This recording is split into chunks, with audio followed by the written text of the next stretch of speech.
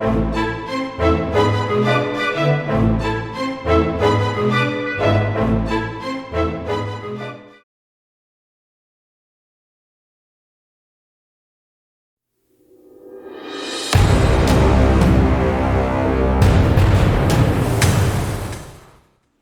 going on YouTube? This is Lawrence over at Mighty Comics and Collectibles, and today it's early here on the East Coast. I figured we'd do a little coffee with comics.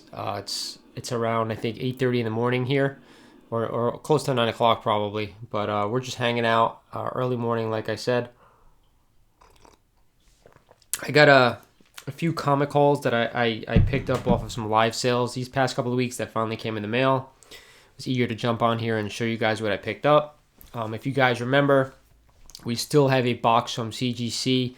I got the notification that it's on its way back. Should arrive here by Wednesday, and then hopefully, later in the week, either Wednesday, Thursday, Friday, I'll jump on and we'll go through that unboxing, and we can take a look at some of the grades that came back, and we'll go back and we'll see what we predicted on what I thought they'd come back at. So just to refresh your memory, we have two ASM 129s, and Avengers 8 and X-Men 101. So looking forward to getting those books back and finding out what the grades are. But we're here for a little bit of comics and coffee.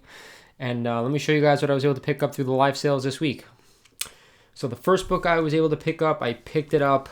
I don't remember if I got this off of eBay or Torpedo or one of those places. Or it could have been somebody else's live claim sale. I don't remember. This book definitely will need a press, 100%. It is Amazing Spider-Man number 147.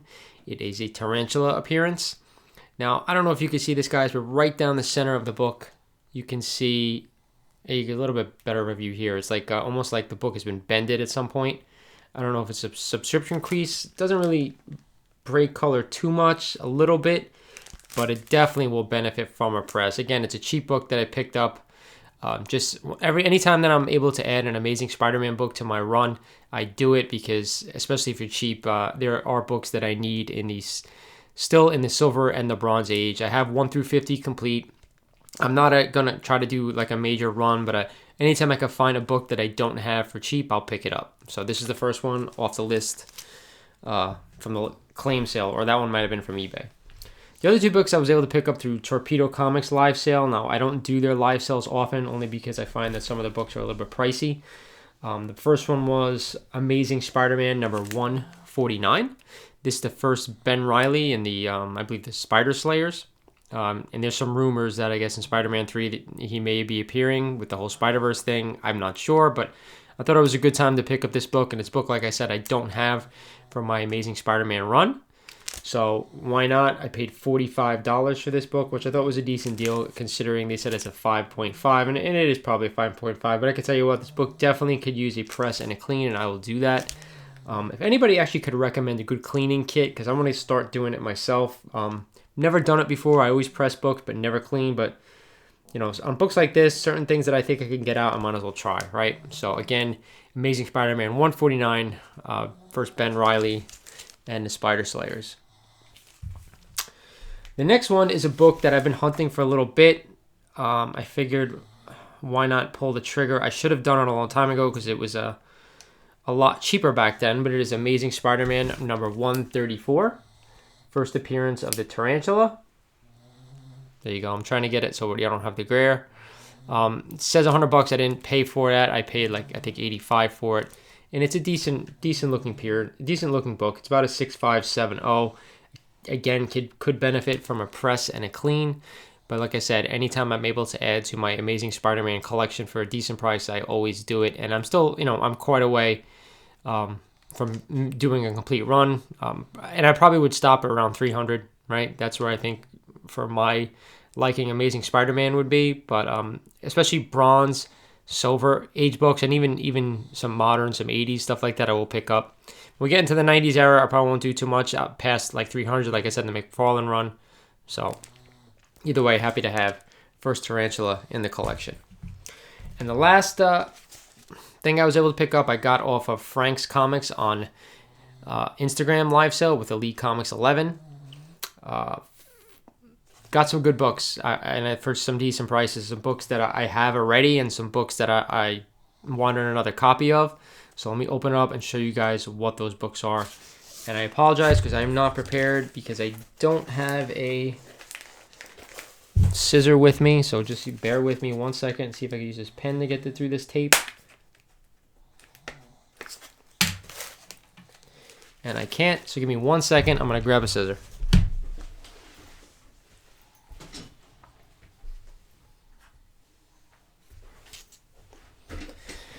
So yeah, I definitely have to be more prepared for these videos. But like I said, it was an impromptu unboxing, haul, whatever you want to call it. But I see a lot of guys do a little comics with coffee, and I figured why not now, right? So like I said, whenever I'm in the business of finding key comic books that I think are priced well. Like that's what I look for when I'm going to buy comics. I'm not about, I don't really buy too many new books, too many spec books on modern stuff. So to me, if I can get like key appearances, key books, I think for a decent price, I always try to grab them. And then, hopefully they're books that we haven't seen characters yet, in the MCU or on television, or maybe books that we have seen and maybe they're getting a refresh, stuff like that. But either way, Frank always does a good job of packaging his books.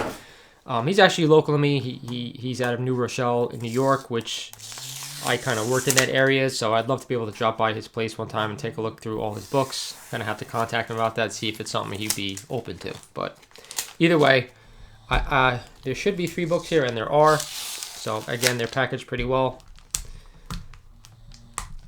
Uses painter's tape, which is everybody's choice.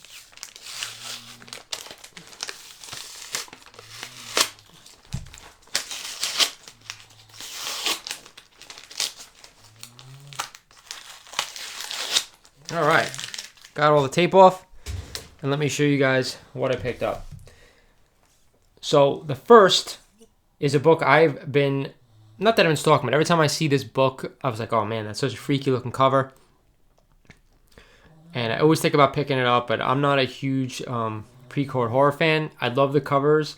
Some of them are amazing, but this book always freaks me out when I see it, so I'm just kind of drawn to it, and it is Chamber of Chills number 16. With the disgusting foot and rats by the foot. Now the price says $200. I didn't pay anywhere near that. I paid $120 for it. And I gotta say, this is probably a good 3540, maybe even higher. The book looks really, really nice. So this is Lee Elias. And again, just a book that really freaks me out. I don't know why. I'm not a rat guy, and maybe that's why. These type of books always kind of, like I said, make me sick, so that's probably why I pick them up. So, Chamber of Chills 16, just thought it was a really, really fun book. Something I wanted to add to the collection. And I do have some pre-code horror stuff, so that is the first one. The second one is a book I've definitely wanted to add back. It is a low-grade copy of this book. It is the Mighty Thor number 165. First appearance of him out of the cocoon. Again, a spec book. I already have a graded copy of this book. I believe it's like I want to say I have a 3.5 or a 4.0 already. I'm not sure. This is definitely a low grade. I'm going to call this a 2.0 to 2.5. So I paid $150 for this book. You guys let me know if it was too much. It is definitely a lower grade copy. You can see I'm trying to, so it doesn't have too much glare.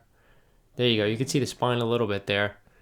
Along the sides, it's definitely kind of beat up, and especially up at the top. The top is really, really mangled. But like I said, anytime I pick up a key that looks decent, there's always people out there looking for low-grade books, especially me. Silver Age books that are low-grade, they're affordable. So to me, I'd rather have a book that's affordable than not have it at all. So there's always someone out there looking for books that are low-grade, that are keys.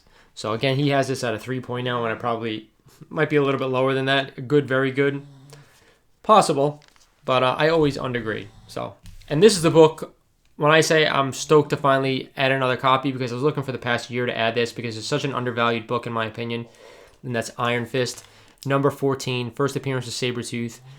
I don't know if you guys could see if I have it back there. I have a 7.5 copy. It would be over all the way to the right on the bottom, second book in. This is an undervalued book. Definitely, I think when we finally get Wolverine and then we see Sabretooth, like that dynamic between them, this book is going to skyrocket. So this is one of my number one keys. And when I was doing the books to invest in series, this was definitely on that list. A huge pickup, in my opinion, for anybody looking for a spec that's not too expensive yet. And that's the key, because it feels like everything out there is just going crazy. So you guys let me know what you guys think. Like I said, a lot of stuff going crazy out there now, and I don't know why. Like a lot of the modern TMNT going nuts, Star Wars going nuts. I'm talking about books and films that have been around since the 70s, and now all of a sudden, 2021, these books are going bananas, and it's because of the whole Disney doing like The Mandalorian and the new stuff that's coming through them. My thing is like, I think the bulk of the Star Wars stuff has already been done. So I get some of the new spec because there's always new stuff that's coming in. But some of the old stuff, like the first Boba Fett, stuff like that, like what has taken so long for these books to go up in price? So I think it's a little overkill in my opinion. So just be careful out there. That is the one piece of advice I will give you. And I know Star Wars has a huge, huge following. Just like Marvel, just like superheroes, supervillains, same thing. So I get it. I just think per on screen, we're going to get a lot more of the Marvel stuff, to me anyway. So that's it, guys. That's it for the Comics with Coffee haul, I guess you could call it. Like I said, stay tuned for my CGC unboxing that will probably pop up the end of next week. I got some really, really 4 books that I'm so excited to see what the grades are. We saw the first 2 in the Fantastic Four number 5 and the Action 252. Those came back better than expected, or as expected, so I was super happy about that. I'm super, super excited to see what the other books came back at. Some big books that I finally sent off. And actually, I'm going to have to do another CGC send-off because these books need to be graded, and that Hulk 180 that I picked up not too long ago. But I will say this. There might be something really ridiculous coming up on this channel relatively soon, so please stay tuned because it's going to be massive if it goes through. I'm hoping it goes through, and I'll know more next weekend. So like I said, look for that video towards the end of the week. This is Lawrence over at Mighty Comics and Collectibles saying thank you for watching. As always, subscribe if you're not a subscriber. Hit that notification bell, guys, and I'll talk to you guys soon.